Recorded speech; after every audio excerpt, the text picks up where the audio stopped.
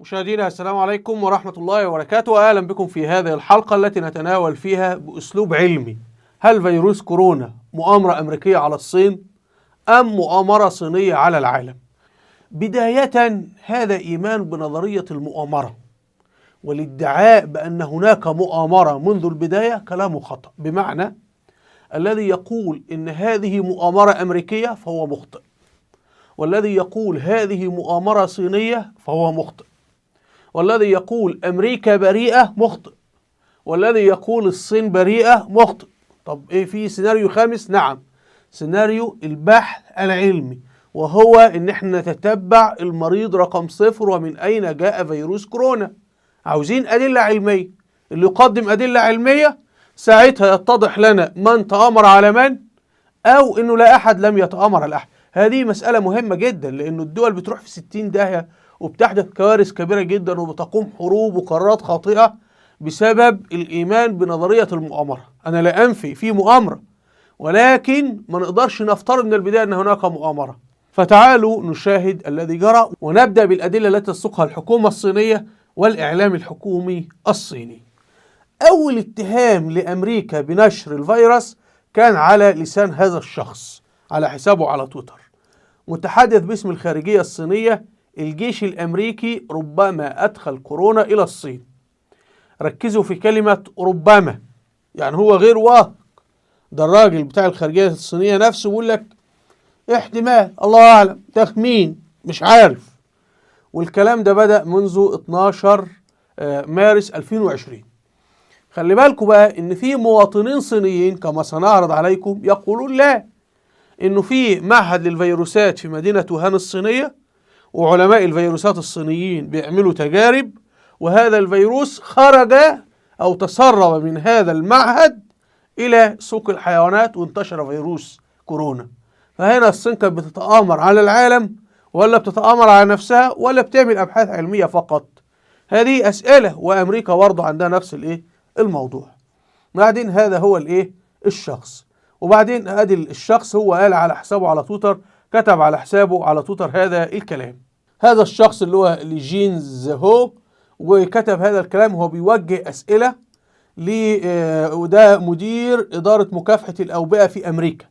كان بيتحدث أمام الكونجرس الأمريكي، وبعدين بيسأله الراجل رئيس اللجنة في الكونجرس، بيسأله هل كان في فيروس كورونا في أمريكا قبلا؟ فهو قال له احنا كان عندنا حالات انفلونزا، ولكن بتأتي وبتدخل المستشفى بنصنفها على أنها انفلونزا، ولكن بعضها بعد ذلك اتضح أنها ما كانتش انفلونزا، كانت فيروس كورونا. So we could have people in the United States dying for what appears to be influenza when in fact it could be the coronavirus or COVID-19. Some cases have been actually diagnosed that way in the United States today. Thank you. ولكن للأسف رئيس الجلسة لم يسأله لا في أي مدن ولا في أي تاريخ، وإذا كان هؤلاء الناس مصابين بفيروس كورونا، يعني إذا كان تشخيصه صحيح فعلا أن الناس مصابة بفيروس كورونا، لماذا لم ينقلوا العدوى إلى غيرهم من الأمريكيين؟ يعني إذا أخذنا بصحة استنتاجه أو بصحة بحثه العلمي، أو أن الناس اللي ماتوا في أمريكا من قبل في سنوات سابقة وما نعرفش وما حددش يعني، فهو لم يذكر لنا لماذا لم تنتقل العدوى منهم إلى أبنائهم وبناتهم وأبائهم وأمهاتهم وأصدقائهم في العمل. يعني هذا أمر، يبقى هل هم عندهم لقاح ضد الفيروس، ولا هو أصلا البحث بتاعهم كان خطأ أو شيء من هذا القبيل؟ تعالوا نكمل.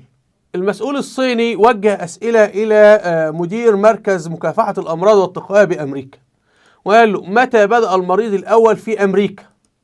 كم عدد الأشخاص المصابين؟ ما أسماء المستشفيات؟ يمكن أن يكون الجيش الأمريكي هو، ركز بقى في كلمة، بيقول إيه؟ يمكن، يعني بيخمن، يمكن. وهذا راجل مسؤول دبلوماسي وليس مسؤول علمي ولا في وزارة الصحة الصينية ولا أستاذ جامعة صينية في مجال الأوبئة، بيقول يمكن، أنا بخمن، تخمين من عندي يا جماعة. والعجيب إن المسؤولين الحكوميين الصين يقولون يمكن، وبعدين أصحاب نظرية المؤامرة يقولوا لا، هي أمريكا اللي عملتها. فهم أصبحوا ملكيين أكثر من الملك، وصينيين أكثر من الصين نفسها. فهو بيقول يمكن أن يكون الجيش الأمريكي هو من جاء بالوباء إلى ووهان. كونوا شفافين، أعلنوا بياناتكم للعامة، الولايات المتحدة مدينة لنا بتفسير. لكن زميل آخر له متحدث اسمه وزارة الخارجية الصينية اسمه جينج شوانغ خلال مؤتمر صحفي بعض الناس الصحفيين سألوه هل لدى الصين دليل على أن فيروس كورونا الجديد لم ينشأ في الصين؟ فالراجل رد قال إيه؟ فكان الردود التي نشرتها الخارجية الصينية على صفحتها بمواقع التواصل الاجتماعي فيسبوك منشأ الفيروس يمكن تحديده فقط بالعلم.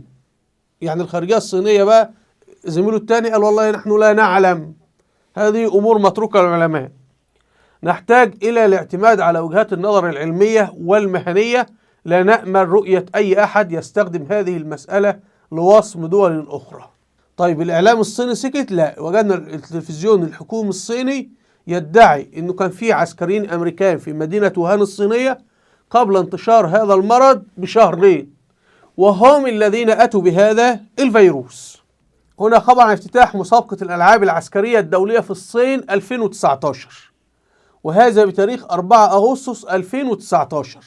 وهنا نجد التلفزيون الصيني الحكومي الرسمي بتاريخ 19 أكتوبر 2019، يعني قبل المرض بشهر، يعني قبل ما يظهر، تحت عنوان الألعاب العسكرية العالمية، الصين تفوز بالذهبية الأولى في البطولة لمسابقة المسدس السريع. ونلاحظ هنا بصوا هم كاتبين اهي المدينة ووهان اهيت 2019 واللوجو حاطينه كل حاجة. وبعدين نأتي لنهاية الفقرة، هي بتقول ايه بقى المذيعة؟ ويتنافس حوالي 9000 جندي من أكثر من 100 دولة على مدى 10 أيام. فهنا عدد العسكريين المشاركين في دورة الألعاب هذه 9000 جندي من كل دول العالم. عدد الدول المشاركة 109 دولة. فمفروض انه الامريكان وفقا للفرضية الصينية اتوا بفيروس كورونا معاهم. هل هو واحد امريكي مصاب بفيروس كورونا ولا وضعه في مكان ما؟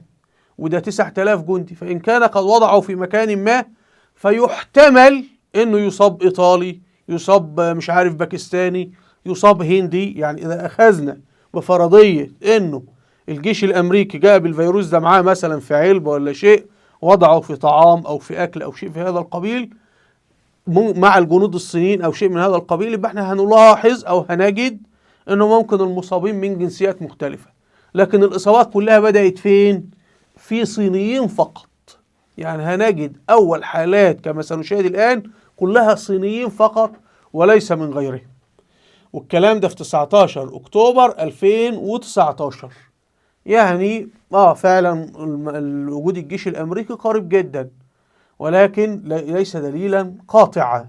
بعد ذلك بدأت الحكومة الصينية تروج فعلا أن أمريكا السبب. طب هاتي أدلة أيها الحكومة الصينية، فوجدناها على طول. أدي التلفزيون الحكومي الصيني على اليوتيوب تحت عنوان هل فيروس كورونا الجديد من صنع الولايات المتحدة الأمريكية؟ وطبعا وخلوا البنت دي بتقرأ نص مكتوب أمامها، يعني شوفوا حتى عينيها تلاقيها ثابتة في النص كله، يعني هي بتنظر لنص مكتوب أمامها ولا ترتجل مثلها. فبعدين لما تسمعها كلها بتقول ايه؟ لا أصدق ذلك إلا إذا كان هناك دليل بين على ذلك. طيب احنا بقى عاوزين يا حاجة الدليل انه امريكا بقى لان هي تاخد بهذه الفرضية. الآن قد يكون هناك بعض الحقائق. شوف بقى العبارات الأمنجية والمخابراتية بتقول لك والآن والآن ربما قد يكون هناك بعض الحقائق الجديدة. مفروض الأسلوب العلمي يقول هناك حقائق جديدة، إنما ربما تكون هناك حقائق جديدة، يعني ما فيش حقائق لأن أنت حطيت نفي أو أنت ما أنتش عارف كانت حقيقة ولا لأ. غير أن الباحثين الصينيين أفادوا. نركز بقى يا جماعة، بتقول إيه؟ غير أن الباحثين الصينيين أفادوا في نتيجة بحث جديد له. دي بنسميها في كتاب كده اسمه فن الإقناع، نزلوها تجدونه على جوجل PDF، قرأته من 20 سنة. من علامات الشخص الكاذب ذكر عبارات مبهمة، ومن علامات الشخص الصادق ذكر معلومات محددة مفصلة. فهي بتقول غير أن الباحثين الصينيين أسمائهم إيه؟ الباحثين الصينيين مفيش. مفروض تقول الباحث فلان الفلاني في الجامعة الفلانية، ومفروض تعرض حضرتها الدراسة على هذا الجانب. هي طبعا لم تعرض شيء، هي عرضت أمور أخرى لما كانت موجودة، لما لم تجد هذا الدراسة مش موجودة أصلا فلم تعرض شيء. بتقول أفادوا في نتيجة بحث جديد له. إيه اسم عنوان البحث؟ لا نعرف. مين اللي عمله، أي جامعة، أي شيء، عبارة مبهمة. طبعا هي بدأت بقى طبعا في الفيديو تقول والله ممكن يكون الأمريكان هم الذين أتوا بالفيروس من بره وبعدين وضعوه في الإيه في السوق، ولكن هي قفزت على مين اللي أجرى البحث وأسمائهم إيه وأدلتهم إيه. وإذا كان البحث توصل، المفروض بقى إن البحث علمي، لأنه أنا أسهل وأنا قاعد في مكاني كده أقول يا جماعة في علماء أجروا بحث علمي وتبين أن موزمبيق هي مصدر فيروس كورونا. يا جماعة في بحث علمي أجري وأثبت أن فنزويلا هي مصدر فيروس كورونا. ده كلام دجل وبيقال على التلفزيونات وتلفزيون حكومي صيني، وده بيدل أن الحكومة الصينية مغرضة. لأن لما تطلع أولا إحنا مش في إعلام ليبرالي أي حد بيطلع يتكلم. الصين كل شيء مراقب، اللي يكتب تغريدة، اللي يكتب تدوينة، اللي كده. واللي انتقدوا التعاون مع إجراءات الحكومة الصينية في البداية اعتقلتهم ورمتهم في السجون. والعبارة هنا بتقول إيه بقى؟ لذلك فمن المتوقع أن يكون المريض الصفر في الصين. خلي بالك، فمن المتوقع كلها ترجيح تخمين، وده مش بحث علمي بقى، يبقى ده كلام إيه؟ افتراضي. فمن المتوقع أن يكون المريض الصفر في الصين قد جاء من خارج الأراضي الصينية. نشرت بس إحنا بقى عاوزين المريض صفر جاء منين؟ لأن كل كلامها يرجح من المتوقع. بنشوف كلام من هذا القبيل. تعالوا نبحث على المريض رقم صفر، كان أمريكاني أو من هو أجيبين يا حكومة الصين من هو المريض رقم صفر في العالم. فنحن نود الآن نستدل بقى، إذا وصلنا للمريض رقم واحد نسأله المريض رقم صفر، يا عم المريض رقم صفر من أين أنت خلطت مين؟ قابلت مين؟ نعرف. فإذا كان المريض رقم صفر قابل الجنود الأمريكان أو اختلط بأي أمريكان أو كذا، أو مرة في شارع مرة فيه جندي أمريكاني في ووهان، يبقى في هذه الحالة نبدأ الفرضية تزداد أكثر. مين اللي عنده الإجابة عن المريض رقم صفر؟ الصين. وهنا لغز كبير جدا، نجد أن الصين ترفض بشدة الإفصاح عن اسم المريض رقم صفر أو عمره أو سنه أو أي، وكأنه لغز عسكري صيني. هنا في موقع سكاي نيوز عربية تحت عنوان من أين التقط الفيروس؟ تقرير مثير عن أول مصاب بكورونا. خلي بالكم الكلام ده 19 فبراير 2019 قبل أن تبدأ الصين في ادعاء أن أمريكا هي اللي بتراج للفيروس. السلطات الصينية قالت أن فيروس كورونا المستجد انتقل إلى البشر في سوق هوان. طيب احنا عاوزين المريض رقم صفر، وتقول ولكن الخبر يكمل ايه؟ بيقول ايه؟ وهو ما نفاه البروفيسور، ده دكتور جامعة هناك، وو وينجوان، الذي يعمل لمدير قسم العناية الفائقة في مستشفى جينينتينان في ووهان. الراجل ده مسؤول، قال كلام الحكومة غلط. وقال الطبيب في تصريحات لهيئة الإذاعة البريطانية إن الحالة الأولى التي ظهرت عليها أعراض كورونا اللي هو المريض رقم صفر في الأول من ديسمبر الماضي. ركز بقى على تاريخ الأول من ديسمبر كده، لأن احنا هنبدأ نتكلم على المرض من ديسمبر. الحكومة الصينية أخفت الانتشار لمدة شهر كامل لما انتشر في العالم كله، فهي المسؤولة عن انتشاره يعني. فقال إن هذا المريض كان رجلا كبيرا في السن، لم يكن قادرا على مغادرة فراشه، وبالتالي لم تكن له أي علاقة بالسوق الموبوء. ده كلام خطير جدا. الراجل قال الكلام ده في تصريحات لمين؟ لهيئة الإذاعة البريطانية. أنا بحثت على تصريحاته، ولكن اسمه طبعا ممكن يكون مختلف في الكتابة، لم أتوصل للنص الإنجليزي الأصلي، المصدر الراجل اللي قال الكلام للبروفيسور هذا. لكن هنا هو بيقول إن الراجل ده كان كبير في السن المصاب، لم يكن قادرا على مغادرة فراشه. فالمريض رقم صفر هنا لم يقابل لا جنود أمريكان، هو قاعد في بيته، فالفيروس جاءه من الخارج ولم تكن له علاقة بالسوق الموبوء، يعني هو لم يذهب للسوق ولا شيء. وهذا الفيروس مش خاص بالبشر، يعني هو لم يبدأ يسير في البشر أو تحصل فيه تحورات جينية أو شيء من هذا القبيل إلا منذ تلك اللحظة. فبالتالي ده المريض رقم صفر، معناها إنه ممكن، ده تخمين من عندي طبعا، لأنه المفروض الحكومة الصينية تعلن لنا اسم هذا المريض، من الذي كان يخالطه، من الذي أحضر له الحيوانات، ولا أحضر له خفاش، ولا يعني ده حاجات من اللي بياكلها فانتقلت إليه أو شيء من هذا القبيل، أو أكل شيئا نيئا أو شيء من هذا القبيل.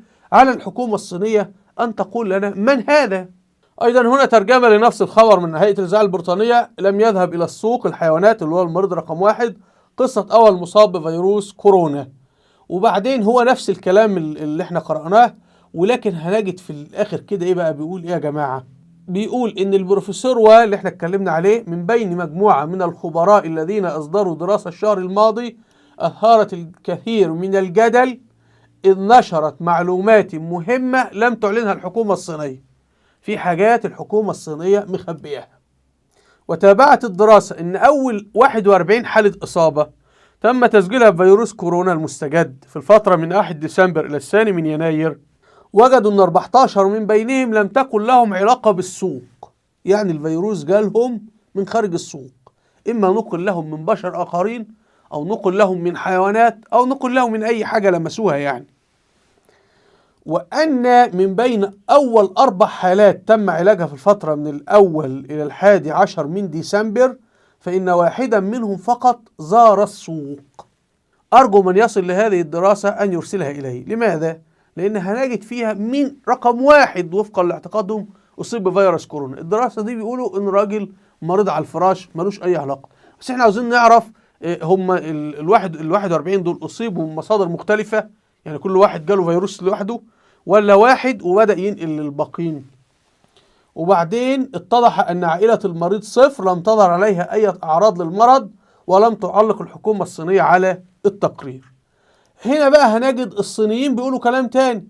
انتشرت نظريات المؤامرة على موقع ويبو الصيني الشبيه بتويتر، إذا اعتبر بعض مستخدميه أن الفيروس تسرب من معهد وهان لعلم الفيروسات. دي فرضية لابد نبحثها، أن الفيروس تسرب من معهد وهان لعلم الفيروسات سواء بالخطأ أو عن قصد، الأمر الذي نفاه المعهد. برضو كما احنا عملنا مع الراجل الأمريكاني لابد نسأله، ونسأل دول انتوا كنتوا بتعملوا أبحاث ايه وايه معلوماتكم عن هذا الايه الفيروس. تعالوا نذهب إلى صحيفة صينية. هذه صحيفة صينية، وبعدين بتقول أول إصابة بالفيروس كانت في 17 نوفمبر. قولوا لنا بقى، نخلي جوه يترجم لنا الصفحة، احنا عاوزين نعرف اسم هذا المريض. وهي قالت تشير السجلات الحكومية إلى أن أول شخص مصاب بمرض جديد اللي هو المرض الجديد ده من سكان هوبي كان عمره 55 سنة، ولكن لم يتم تأكيد المريض 0. الكلام ده منشور في 13 مارس. هتلاحظون أنه تقريبا في نفس اليوم اللي بدأت فيه الصين المتحدث باسم الخارجية الصينية يروج نظرية المؤامرة. طبعا هذا الكلام الآن ما عاد ينشر في الصين. فهي بتقول لا، ان اول مصاب احنا اطلعنا على سجلات حكومية، وهم في الخبر كله لم ينشروا هذه السجلات الحكومية. النص كله انجليزي اهو كلام. لماذا ترفض الصين نشر السجلات الحكومية لاسماء المرضى؟ وحتى في المتن كله لم يقولوا لنا المريض اللي اسمه 55 سنة ده مين وجاءه منين. حالات السلطات الصينية حتى الآن ما لا يقل عن 266 شخصا أصيبوا العام الماضي، وجمعهم خضعوا لمراقبة طبية.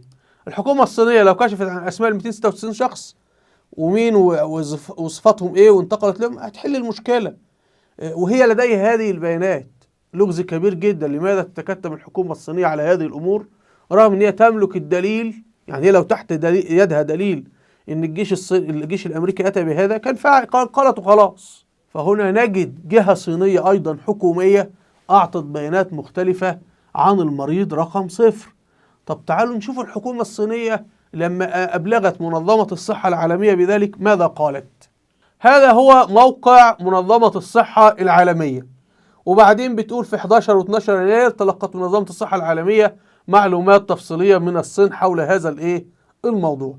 وبعدين كاتبين كلام كتير جدا، يعني كله ان الصين شاركت في التسلسل الجيني للفيروس اللي هو الجديد ده في 12 يناير. وهنبدأ تعالوا بس نشوف في المراجع بتاعتها. ادي المراجع يا جماعة. إحاطة لجنة الصحة لبلدية ووهان حول وضع وباء الالتهاب الرئوي 31 ديسمبر 2019. ده الاخطار الرسمي من الصين الخاص ببلدية ووهان. تعالوا نشوف هم كاتبين ايه. ادي النص الصيني اللي الحكومة الصينية نفسها كاتباه اهو، التاريخ 31 ديسمبر 2012. تعالوا نشوف الحكومة الصينية كاتبه ايه. عاوزين نبحث المريض رقم 0. تعالوا نترجم هذا من على جوجل. هنا الترجمة. الحكومة الصينية بتقول في الآونة الأخيرة وجدت بعض المؤسسات الطبية أن العديد من حالات الالتهاب الرئوي التي تم تلقيها كانت تتعلق بمدينة جنوب الصين للمأكولات البحرية، وبعد تلقي التقرير الطبي بدأت البلدية على الفور في التحقيق بأثر رجعي يتعلق بالمدينة، ثم تم العثور على 27 حالة، منها 7 حالات خطيرة والحالات المتبقية مستقرة. يبقى احنا 10 على كام؟ 27 حالة. وبص بقى وركز بقى على الحتة دي، معهد وهان للفيروسات، هم عندهم معهد للفيروسات، ممكن طواره، ممكن بيعالج، ممكن كذا، نفس الكلام اللي الصينيين بيقولوه، يعني فرضية موجودة. هم نجد عبارة مهمة جدا، لم يجد التحقيق حتى الآن أي انتقال واضح بين البشر، ولا يوجد أي إصابة بالطاقم الطبي، هم ما كانوش فاهمين طبعا. وبعد ذلك على موقع منظمة الصحة نجد بقى إيه؟ حاطط لجنة الصحة لبلدية وهان يوم 3 يناير، حاطط لجنة الصحة لبلدية وهان كذا، تفسير الخبراء، لجنة الخبراء لبلدية وهان للتحديث بتاع تفشي الوباء يوم 11 يناير، وده مصدر صيني. اهو ادي المصدر الايه الصيني. تعالوا نبدأ نترجم اللي هم كاتبينه. هنلاحظ هنا ان الحكومة الصينية عاملة س ج للأطباء او للمواطنين كيف يمكن التعرف على المرض، س كيف تم تشخيص هذا التفشي بناء على المظاهر السريرية والكذا وكذا، ما هي مظاهر هذا المرض، وهناك حالة وفاة واحدة. طبعا أنا محضر هذه الحلقة من زمان، أنا قرأت هذه النصوص من قبل. فنجد هنا برضو أن الحكومة الصينية بتعطي معلومات مختلفة، من هو المريض رقم 0، وحتى الآن لم تقل لنا الحكومة الصينية من هو المريض رقم 0، وبعد كده نشوف المريض رقم 0 نتتبع هاتفه، اتصل بمن، التقى بمن، زار من. النهاردة أي جهاز مخابرات في العالم لما يتتبع خط تليفوني هيعرف أنا كنت في أي شارع ومشيت فين وقابلت مين ورحت فين وجيت منين. مسألة جد بسيطة جدا يعني، ولكن الحكومة الصينية تتكتم على ذلك. أيضا هنا في موقع أمريكي جامعة مينيسوتا، هي كانت بتتكلم عن برضو أن في واحدة في تايلاند أصيبت، وبعدين اتضح أن المرأة دي زارت سوق وهان. في سؤال وجواب نشرته لجنة الصحة في وهان، قال المسؤولون اللي هم الصينيون إن هناك مجموعة من عائلية واحدة من بين الحالات 41، زوج عمل في سوق اللي هو المأكولات البحرية ومرض أولا، وبعد ذلك زوجته التي نفت تعرضها لسوق المأكولات البحرية. يعني هو الزوج شغال، كان عنده محل، يعني في لما في تقارير أخرى بتتحدث إنه مالك هو عنده محل في قلب السوق، أصيب بالفيروس ونقله إلى زوجته. وبرضه الحكومة الصينية لم تفصح عن اسمه ولا صورته ولا أي شيء. هنا هذا الموقع للتحليل الجيني للفيروس، والكلام ده منشور في 6 مارس 2020، وبعدين ناشرين كلام كتير جدا بالإنجليزي وحتى ترجمته بالعربي ما تحتاج إلى حد متخصص في الأمور دي يعني. آدي رسم الفيروس، تحليل للإيه الجيني بتاعه، وبعدين هنا حتى عاملين برضه تحليل له، وبعدين هنا أنت لو عاوز تنزل، وهنا شرح للجينات والتركيب وراح فين وجي منين. اللي أنا فهمته من هذا النص وفقا لفهم يعني المتواضع، إنه ممكن عن تحليل حامض الدي إن إيه نصل إلى الفيروس الأب، الفيروس الكبير. مش النهارده مثلا أنا لو عملت تحليل حامض نووي أنا صابر، هيتضح مثلا إن أنا مثلا ليا جد من كازاخستان، وجد من تركيا، وجد من السودان، وجد من زيمبابوي، وجد مش عارف من إيطاليا وكذا. يعني كلنا هنجد إن لنا جدود مختلفة، بس هيطلع بقى صابر قريب لمين في أمريكا أو في الصين أو في باكستان أو في الهند أو في الجزيرة العربية إلى آخره يعني. فلما تتبع الحامض النووي بتاعي هتعرف أنا إيه مين أجدادي ومين أقاربي حتى اللي أنا معرفهمش. فهم يتحدثون إن إحنا بنحلل، واتضح إن هو متشابه جينيا مع فيروس سارس اللي هو أيضا ظهر في الصين من قبل بنسبة 96%. لكن أي مكان هم يستطيعون من تحليل الجينات لهذا الفيروس من كل مريض يعرفوا كل فيروس مين أبوه مين أبوه مين أبوه لما يصلوا إلى الفيروس رقم 0. والحكومة الصينية تستطيع أن تفعل ذلك. يجب أن تعلن الفيروس رقم 0، ما حللت كل المرضى اللي عندها مين هو الفيروس رقم 0. تستطيع الحكومة الصينية أن تقول لنا المريض رقم 0 والفيروس رقم 0، لكنها لم تفعل حتى الآن. هنا على هذا الموقع ده طبعا بيعمل لقطات أرشيفية لصفحات الإنترنت، فهو عامل يعني بينشروا دراسة، وبعدين هي ممكن تنزل بصيغة PDF، وبعدين كاتبين إيه؟ تم الحصول على تسلسل الجينوم الكامل من 5 مرضى في المرحلة المبكرة من تفشي المرض. وجد ان سارس كوف ده متطابق تماما في التسلسل بنسبة متسلسل من نسبة من 79.5% إلى 96% على مستوى الجينوم الكامل مع فيروس كورونا. كل هذا الخلاصة التي قلناها كلها إن احنا أمام 4 احتمالات. الاحتمال الأول إن يكون معهد الفيروسات في ووهان تسرب منه هذا الفيروس. الحكومة الصينية ليست حكومة خير، ممكن حكومة أيضا عندها حرب بيولوجية وبتتآمر، واحد عامل زي اللي كان بيصنع قنبلة عشان يفجرها حاجة فانفجرت فيه. فهذا الاحتمال ان الحكومة الصينية بتعمل حرب بيولوجية وبدل ما تعملها على الآخرين ضربت فيها الحرب البيولوجية، ده احتمال. الاحتمال الثاني ان الحكومة الأمريكية اللي عملت حرب بيولوجية ونقلتها للصين، احتمال. والاحتمال الثالث انه انتقل فعلا من الحيوانات في الصين إلى البشر، ده وارد. وهذا الاحتمال الأكثر لأنه كما نعلم الصينيين بياكلوا أي حاجة. وبعدين الناس اللي قالت والله ما هم الصينيين طول عمرهم بيأكلون هذه الأكلات، ما هو الصينيين طول عمرهم بيصيبهم الأوبئة والأمراض، والصينيين طول عمرهم عندهم مجاعة. انتوا تعرفوا التحية في الصين، يعني ليه صديق صيني مسلم اهو، فقال لي الصيني لما يقابل الصيني حتى وقت قريب، المفروض احنا نقابل بعض مثلا بنقول لبعض السلام عليكم، ولو انت في بريطانيا بتقول قابل واحد تقول له جود مورنينج ولا ايفنينج، اي مساء الخير صباح الخير اي حاجه. الصيني لما يقابل الصيني يقول له هل انت جائع؟ هل انت جائع؟ فهي الصين طول عمرها في الامراض والاوبئه والافلام السوداء دي كلها، لانها بتاكل حيوانات، الحيوانات فيها فيروسات وجسم الانسان لا يتحملها. فهذا الذي يجري. طب احنا حتى الان ذكرنا في البدايه ان في 4 فرضيات، احنا بناخد الفرضيه الخامسه وهي انه احنا لا ندري، تظل كل الفرضيات قائمة، لا ندري. الراجل الأمريكاني بتاع الفيروسات والكذا قال إن كان في عندنا، ولكن السؤال ما هو برضو الذي يرد على إنه أمريكا هي صاحبة المؤامرة. طب الآن الفيروس منتشر في أمريكا، وأمريكا خصصت 50 مليار دولار ولسه هتدفع كمان للشركات بتاعتها. وبعدين وجدنا الرئيس الأمريكي ترامب عاوز يشتري شركة ألمانية كي يأخذ حق تصنيع اللقاح. يبقى أمريكا لو كان عندها خبرة بهذا الفيروس وتصدت له سابقا كان، أو أمريكا ممكن تكون عارفة الفيروس لكن ما تعرفش كيف تتصدى له، كانت عالجته بالنسبة لمواطنيه. وبعدين الآن الضرر سيبك من حياتنا احنا كمواطنين، العالم كله أو الحكومات مش مهتمة بفيروس كورونا عشان قتل البشر. الذين قتلوا من البشر كم يعني؟ 8000 10,000، كلام فاضي. بشار الأسد قتلهم في أسبوع، مش عارف إسرائيل قتلت في كذا، الصين قتلت من مسلمي الإيغور، الهند في اليوم بتقتل كذا. فلا أحد من الحكومات يهتم بما كم قتل من البشر. إنما اليوم الاهتمام ده كله لأنه بيؤدي إلى كوارث اقتصادية، شركات الطيران وقفت، المصانع الكذا. فالجهة إذا افترضنا أن جهة صنعت هذا الفيروس أو مش صنعته، يعني دخلت تعديلات جينية عليه، لأن كل الكائنات الحية والعلماء يقولوا هل الفيروس جماد ولا حي؟